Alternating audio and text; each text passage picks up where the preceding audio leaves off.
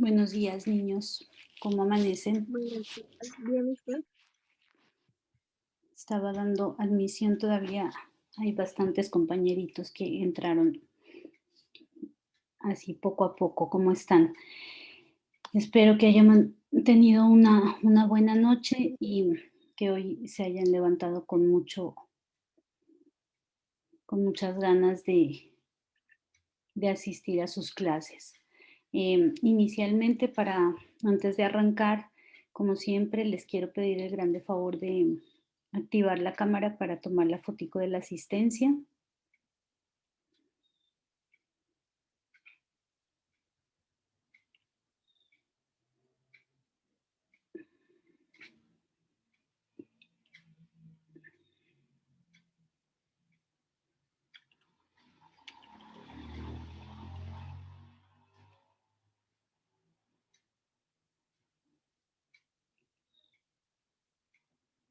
Qué peinaditos que amanecieron hoy. Están muy bonitos, niños. Muy bien. Por ese uniforme, muy juiciosos. Estoy viendo que están muy pendientes de toda de las llamadas. Em, Ayer tuve un problema con el celular y pues no sé si de pronto yo tenía alguna información pendiente con alguno de ustedes.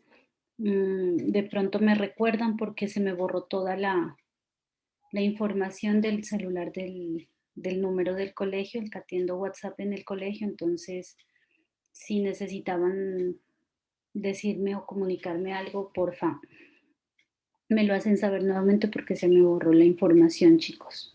Tuve un percance con el celular y me tocó reiniciarlo y perdí, creo que toda la información. Eso, entonces sonrían, vamos a sacarnos la fotico, pero la prenden y la apagan la cámara.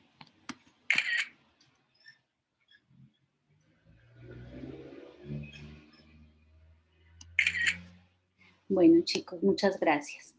Entonces, en la clase pasada, nosotros estábamos viendo lo referente a, a reproducción, ¿sí se acuerdan? Reproducción bacterias, reproducción, los tipos de reproducción de las bacterias que, ay, yo tengo un fueguito y me duele bastante. Bueno, que hacían referencia a la asexual y a la parasexual, y también vimos los subtipos de reproducción parasexual en bacterias. Posteriormente nos dirigimos a mirar reproducción en protistas y hongos y hablamos de la fisión binaria, que era una división, la gemación, sí, que esta generalmente se daba en las levaduras, en los hongos, ¿no? Y era como, o se generaba a partir de la formación de unas yemas que iban creciendo, y estas se desprendían y formaban nuevos individuos con la misma información genética, ¿sí? O la esporulación, que generalmente se daba, pues obviamente en las amebas, ¿no? Algunos protistas y el plasmodium, que eran como los seres como más representativos de esta, de este tipo de reproducción, ¿sí?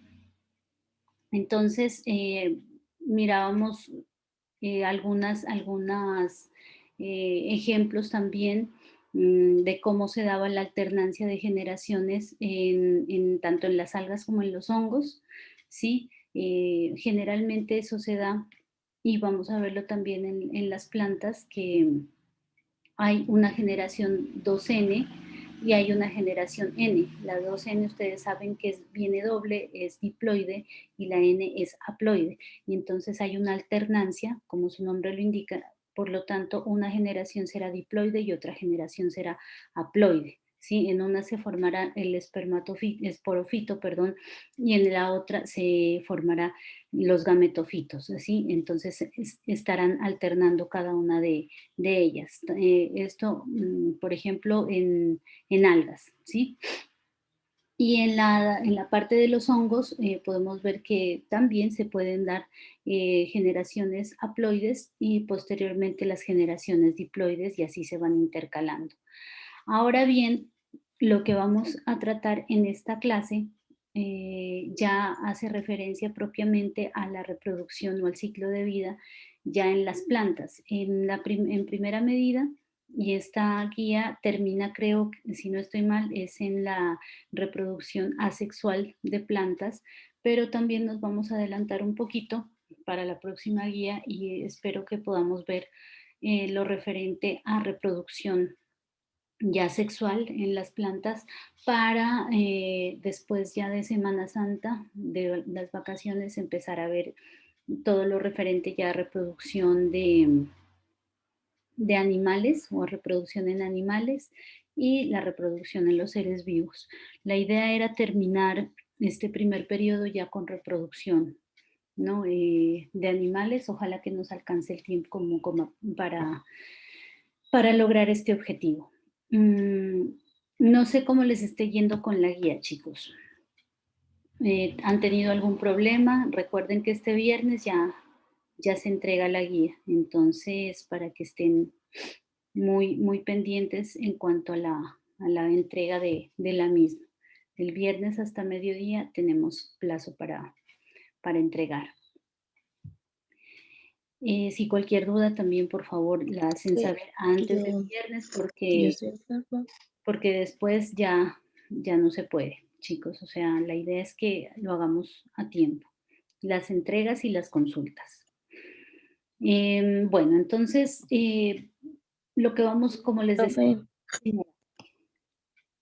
Profe, Brian es, señor. eh, es que, es que yo estoy enfermo. Sí, mi amor, sí se te nota. Cuéntame, ¿qué necesitas? No, pues es que no ¿Tienes que creo que le alcance a presentarte? entregar la guía. ¿Cómo, hijo? Es que pues la verdad no avanzaba mucho en la guía por eso. Ajá. Entonces, pues, cuando yo me mejore, yo se la envío, profe. Dile a tu mami, a tu acudiente, porfa, que haga una notica al director de grupo para que él pueda pasarla a los profes, que quede como más oficialmente y entonces ahí pues se te puede otorgar el plazo. ¿Listo? Bueno, profe. Bueno, amor. Y espero que te recuperes también prontico. Y así para todos los que de pronto tengan alguna afectación en su salud y sus familias también. Bueno, entonces, volviendo al tema, vamos a decir que las plantas pueden reproducirse de dos maneras. Una que es sexual y otra es asexual. ¿Sí? Pues la reproducción asexual genera que un mayor número de individuos se reproduzcan o se generen en mucho menos tiempo porque hay menos gasto de energía. ¿Sí? Entre tanto, la reproducción sexual es un poquito más demorada, pero la característica que esta tiene es que genera más variabilidad genética, ¿sí? Entonces, genera mejoras de generación en generación, ya que conserva y recopila la información de sus predecesores, en este caso, pues las plantas que dan origen a la nueva planta, traen su material genético y para la generación futura, pues esta tiende generalmente a mejorarla, ¿sí? Y es ahí donde se garantiza tanto la conservación de la especie, pero también la variabilidad genética de la cual les estoy hablando, ¿sí? Esta, sumada con las condiciones ambientales que tiene, pues obviamente, el sitio donde se está generando el nuevo individuo, en este caso la nueva planta, van a ser muy importantes o van a ir relacionadas porque cuando una planta tiene una mejora genética, tiene una fortaleza, por decirlo de alguna manera, mayor, se va a adaptar muchísimo mejor a los cambios del medio, ¿sí? Entonces, ahora que tenemos tantos cambios ambientales, tanta polución, tanta contaminación, tanta deforestación, etcétera, las plantas han tenido que hacer muchas mejoras en su genética, ¿sí? Para poder adaptarse y poder vivir en esos ambientes que son poco propicios precisamente para la vida. Entonces, esta variabilidad genética, estos cambios que ha tenido de generación en generación, en este caso las plantas, y asimismo todos los organismos vivos, pues les han permitido adaptarse precisamente a este tipo de, de cambios, ¿sí? ¿Qué pasa con las plantas? Resulta que ellas tienen algunas estructuras que se relacionan precisamente con la reproducción. En este caso, las estructuras que podemos determinar que son relacionadas directamente con el ciclo reproductivo de una planta son las semillas, las flores y las esporas, ¿sí? Entonces, aquí también podemos hablar, como les decía al inicio, que algunas plantas, o que las plantas más bien tienen alternancia en las generaciones, ¿sí? Entonces tienen varias fases. Una fase que es haploide, ¿sí? En la que se forma el gametofito, y otra fase que es diploide, en la que se forma el esporofito. Ustedes siempre cuando relacionen haploide van a relacionarlo con la letra N minúscula y diploide, perdón, 2N, porque ustedes saben que diploide es 2, ¿sí? Y también relacionan el gametofito con la fase haploide y el esporofito con la fase diploide. Entonces, estas, como se van alternando, pues se dará primero, por ejemplo, el gametofito, luego se generará el esporofito, luego otra vez volverá a generarse el gametofito y así sucesivamente. Y entonces ustedes dirán, bueno, ¿qué es esto del gametofito y el esporofito? Entonces, por ejemplo, el esporofito representa una generación asexual en la planta, ¿sí? Esta es una estructura diploide que tiene 2 juegos de cromosomas en las células. Esta generación de esporofitos generalmente es dominante y se da en las plantas que son superiores, como son las angiospermas y las gimnospermas, que las vamos a ver un poquito más adelante, es decir, las que tienen flores, las que no tienen flores, y las pteridofitas, que ustedes siempre las tienen que relacionar como con los helechos. Esta generación de esporofito comienza con una formación de un cigoto diploide tras la fertilización de ¿qué? De 2 tipos de gametos, ¿sí? Entonces aquí el cigoto que se forma se divide por mitosis. Nosotros ya vimos la mitosis. ¿Se acuerdan que la mitosis la relacionábamos con la reproducción de las células, pero que no son las sexuales? Entonces, este cigoto se divide precisamente por este tipo de división, o se genera a través de este tipo de división. Y entonces ahí es donde se convierte en un esporofito diploide. Bueno, aquí vamos a ver que los esporofitos tienen unas estructuras que se denominan esporangios, ¿sí? Y gracias a la meiosis, aquí ya vamos a hablar de meiosis, ¿no? Que esta es la que reproduce el número de cromosomas en una célula a la mitad de las células de sus padres. Entonces, el esporofito diploide produce células que también produce, o esporas más bien, que son haploides. Estas esporas, que son haploides, entonces ya germinan y finalmente crecen como estructuras haploides multicelulares, que se llaman gametofitos y que dan lugar ya esta vez a la generación de los gametofitos, que es una fase prácticamente ya sexual de las plantas. Estas esporas haploides participan también en la formación de nuevas plantas a través de la reproducción sexual. Ahora sí, por ejemplo, vamos a hablar del gametofito. El gametofito representa una fase sexual en el ciclo de vida de la planta. Esta fase es una fase haploide y que se presenta generalmente en las plantas que son inferiores, es decir, las que son briófitas, por ejemplo, y en las algas. O sea, ustedes relacionen el gametofito con las plantas pequeñitas, ¿sí? Con las algas. Y de hecho, habíamos hablado de eso la clase pasada. Bueno, entonces, cuando esta generación ya de gametofitos evoluciona, ¿no? Se hace más pequeña y se restringe a las células individuales. Entonces, la fase de gametofitos empieza con la formación de esporas haploides por esporofitos. Entonces, las esporas se dividen por mitosis y se convierten en unas estructuras multicelulares haploides, conocidas como ¿qué? Como gametofitos. Luego, al dividirse nuevamente por la mitosis, los gametofitos producen gametos que son masculinos y femeninos, ¿sí? Los femeninos son haploides. Ah, no, bueno, también los masculinos son los dos haploides. Entonces, para llevar a cabo ya con su unión una reproducción sexual.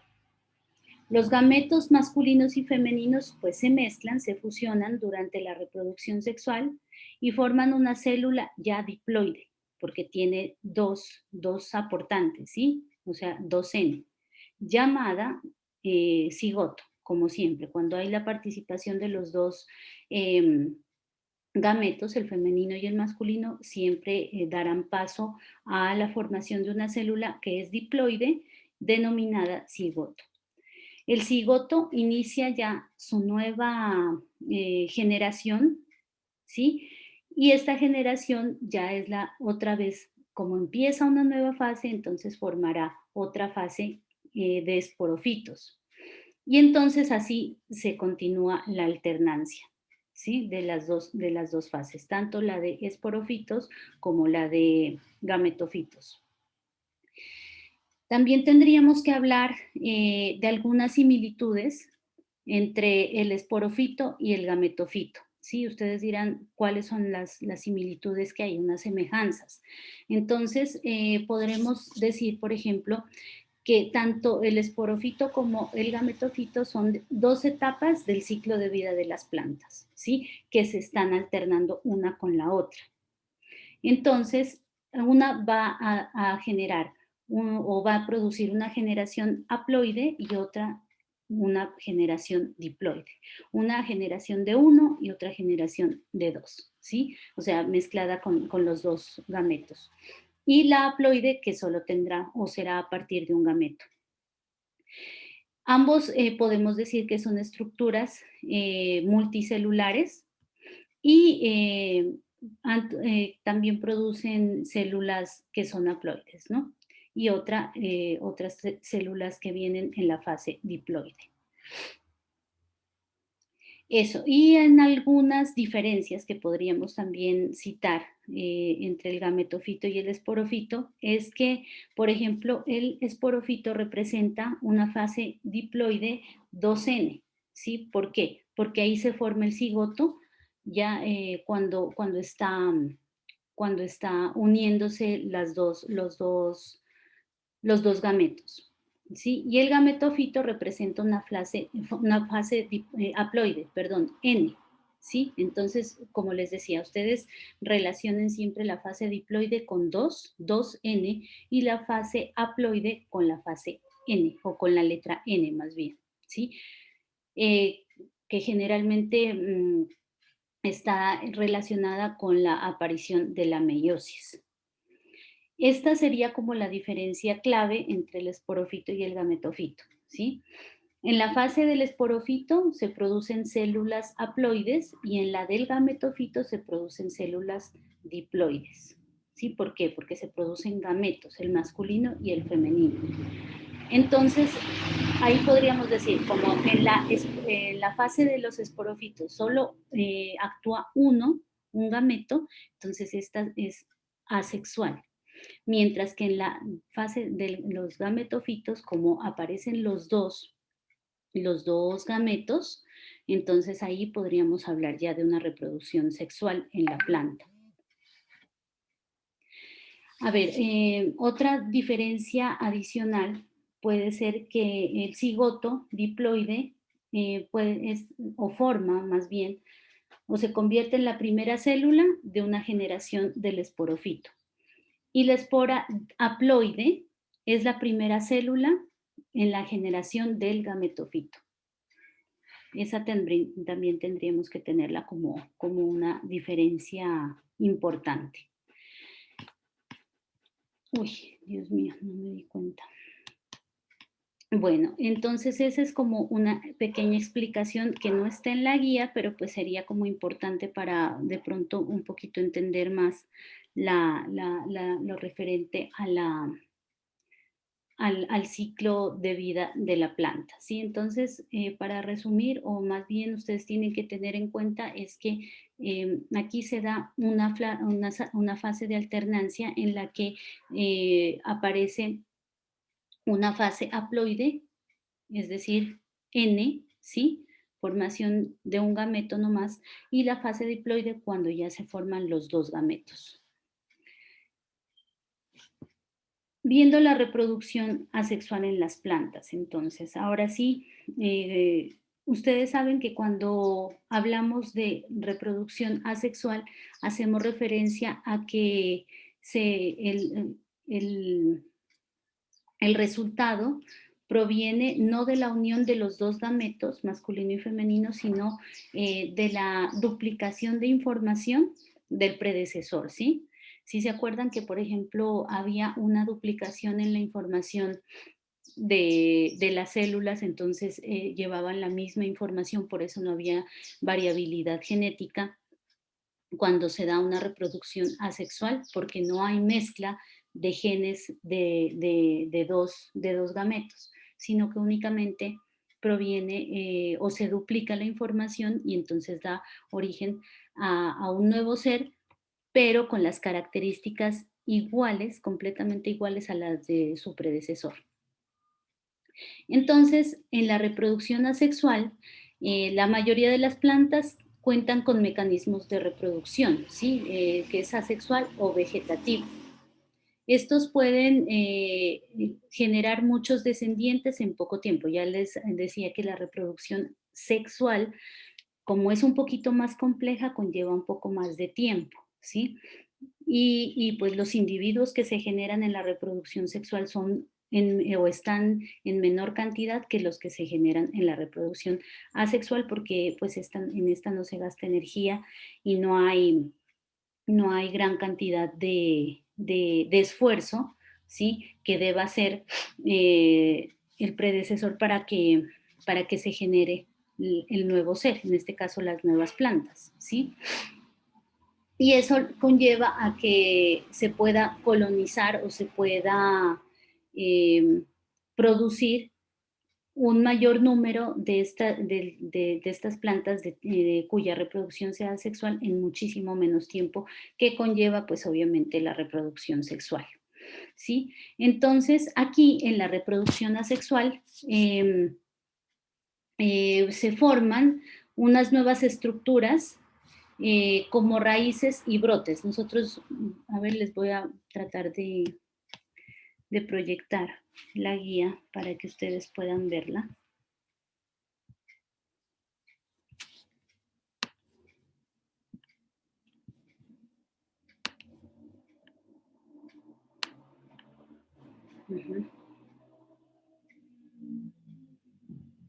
Ahí pueden ver, hijos.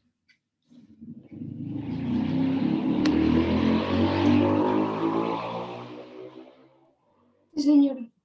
Bueno, Sí, listo. profe. Vale, entonces aquí se forman estructuras que son como raíces o brotes, ¿sí? ¿A partir de qué? De fragmentos, de pedacitos de la planta, ¿sí? Y entonces estas ya van a ser como unas extensiones, dice aquí, de las plantas adultas. Pues por ser una reproducción de tipo asexual, no necesita la intervención de células sexuales, ¿ya? Entonces aquí pues no hay presencia de los dos gametos. Y entonces aquí también se da Lo que sí está presente es, como dice la guía, es el tejido meristemático o el meristemo. ¿Y esto a qué hace referencia? A un conjunto de células, ¿no? Que no están diferenciadas, pero que tienen la capacidad de dividirse, ¿sí? Y formar muchos tejidos. O sea, todos los tejidos de las plantas los forman este tejido meristemático. Y entonces ahí las plantas se van a reproducir con mayor facilidad. Aquí en la figura nos está mostrando algunas estructuras de reproducción asexual que existen en las plantas. Entonces ya quiero que, porfa, para no aburrirlos tanto conmigo hablando, las tratemos como de explicar o de leer y luego las explicamos, porfa. Entonces yo voy a llamar ahora sí al azar. Ojalá que hable con los que no han participado todavía. A ver, Larry Suárez, ¿está por aquí presente? Sí, señora. A ver, don Larry, si nos puedes colaborar con la lectura de este primer parrafito, desde el título, mi amor, por favor. ¿Sí, mira? Bueno, señora. ¿Y dónde dice bulbos? Sí, señor, ajá. Son tallos subterráneos que están cubiertos por varias capas de hojas modificadas en las que se almacenan nutrientes como reserva, por ejemplo, la cebolla o el ajo. Cuando uno, o le dicen varias capas, yo siempre relaciono la papa cebolla, ¿sí? Entonces, ¿qué permite esas capas? Que vayan almacenando precisamente, como dice aquí, los nutrientes y todo el material que necesita la planta para su crecimiento y desarrollo, ¿sí? Este es un tipo de estructura, ¿sí? Que sirve para la reproducción en las plantas. Otro tipo de estructura son los tubérculos. Entonces nos va a ayudar Madeline. ¿Está por ahí, Madeline Sofía? Sí, profe. Sí. Ayude Bueno, la lectura de los tubérculos, por favor. tubérculos son son tallos subterráneos que almacenan gran cantidad de sustancias de reserva. Proceden yemas que pueden originar individuos. Por ejemplo, la yuca y la papa. Ustedes ven que generalmente las yucas y las papas están enterradas y si miran aquí, estas estructuras, estas papitas pequeñas, son las yemas de las que habla aquí en el párrafo, ¿sí? A partir de estas ya se va generando, como están unidas a las raíces, que si ustedes se acuerdan son las estructuras que absorben los nutrientes para la planta, entonces obviamente van a tomar de las raíces y luego que hay el proceso de metabolización y de nutrición en la planta, pasando por el xilema y trayendo los nutrientes por el floema hacia toda la planta, entonces esta va a ir creciendo hasta formar en este caso de la foto la papa o por ejemplo la yuca, y que es ya la estructura en la cual se almacena la gran cantidad o la gran mayoría de los nutrientes que se han generado después de la absorción de los nutrientes del suelo o que están en el suelo y que han sido pues tomados por la raíz. Gracias Madeline, perdón. A ver, María Camila Rengifo, colabóranos con los estolones, por favor.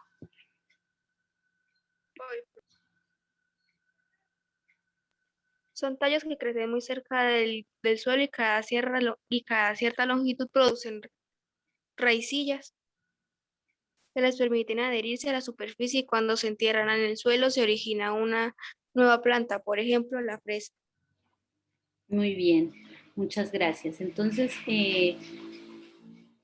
si nosotros vemos y dejamos una planta, por ejemplo, que crezca, nosotros vamos a ver que de esta se generan unas raíces pequeñitas. Si nosotros permitimos que esas raíces se peguen al suelo, estas raíces al tomar todos los nutrientes del suelo o los nutrientes que existen allí en el suelo, pues van a dar origen a la formación de nuevas plantas de la misma especie, ¿sí? Eso entonces lo denominamos estolones. Y los rizomas, a ver, entonces nos ayuda Sebastián Valencia. Rizomas Sí, señor. son tallos subterráneos que crecen paralelos al suelo, a diferencia de los estolones que van por encima del suelo. Producen yemas que pueden dar lugar a plantas nuevas, por ejemplo, el jengibre. Que ahorita está tan de moda, ¿cierto? Con esto del COVID. Entonces, miren que, por ejemplo, si a ustedes les dan, o les pido, por ejemplo, en un examen, un ejemplo de rizoma o un ejemplo representativo de un tallo, de un tipo de planta cuya generación o cuya reproducción sea paralela al suelo, es decir, sobre el suelo, ¿sí? ¿Qué puede ser? Los rizomas, precisamente, una planta de jengibre, ¿sí? Entonces, estos son tallos subterráneos, es decir, que están, bueno, sí en el suelo, pero que crecen paralelos a él, ¿sí? Los estolones crecen sobre, estos crecen paralelos a él. Y también tienen la generación de yemas, es decir, esos bulbitos pequeños de la misma especie que van creciendo y van tomando los nutrientes también del proceso metabólico, los apropian y crecen hasta formar precisamente la planta el fruto de la planta, que en este caso sería el jengibre. Vamos a ver si el tiempo nos alcanza estos últimos conceptos, que sería ya referente a los mecanismos de reproducción asexual, aunque no vamos a alcanzar. Entonces, a ver, son las 8:06. Creería yo que nos conectemos a las 8:15 para hacer un último repasito de este punto. Vemos un video y les dejo el tiempo para que den inicio o continuación, más bien, creería yo, al desarrollo de la guía. En la próxima clase, este es 8:1, ¿no? No sé, creo que tenemos viernes. Bueno, el viernes no tenemos sincrónica porque el viernes ustedes entregan la guía. Entonces, en la clase creo que tenemos jueves, clase o miércoles, no me acuerdo, tampoco vamos a tener sincrónica porque les voy a dejar el tiempito para que ustedes desarrollen la guía y de este modo el viernes puedan entregar oportunamente. Entonces nos vemos nuevamente a las 8:15 para que se estiren un poquito y hagamos la pausa del momento. Entonces voy a Profe, una terminar. pregunta. Señor, ¿La guía es para este viernes o para el otro? no para este. Bueno, pues, Bueno. Ujú. O sea, tenemos que entregar el resumen y ya. El Sí. resumen. Lo que dice aquí en la metodología, es lo que está aquí en las actividades, o acá también yo la pongo, espérese, en este ladito de acá. Eso, y como yo les puse, tienen que estudiar porque se va a realizar, ya la próxima semana vamos a realizar un examencito de las dos guías, de la primera y de esta. Profe, ¿me puede explicar la segunda, la segunda actividad? ¿Qué? ¿Las gráficas? Pues hacer los Sí. dibujitos que están aquí. Ya, pues,